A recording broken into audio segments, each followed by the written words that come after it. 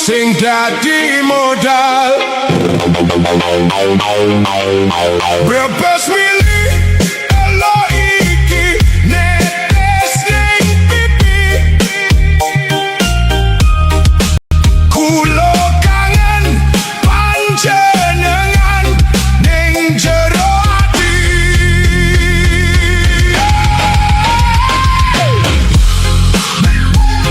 Ibu bapak Iki anakmu sing nakal. Ibu bapak Nyuwun donga pangestu sing dadi modal.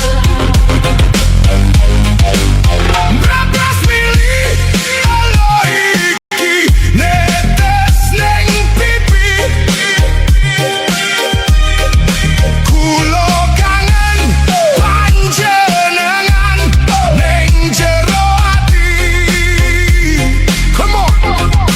Ibu bapak sepurane kanggo anakmu iki.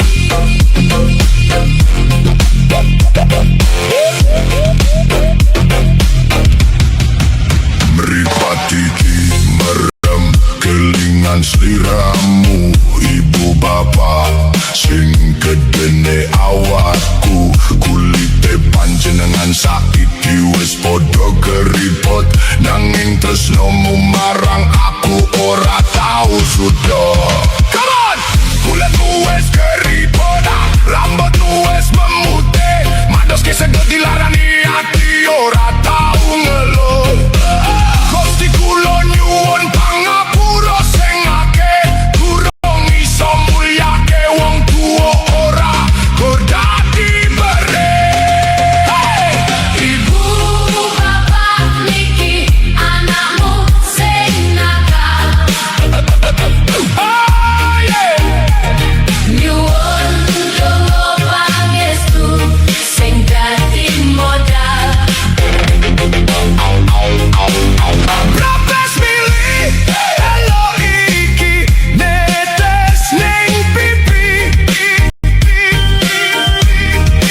Kulo kangen panjenengan ning jero ati. Saben wengi kulo ndonga.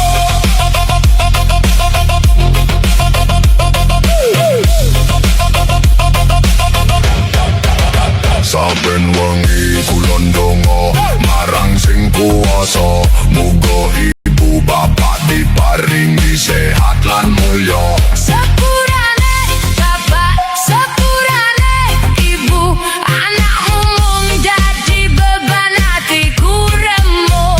Dongaku kanggo sampeyan wong tuaku, donga sae sing sami dongane sampeyan kanggo anak-anake. Ibu bapak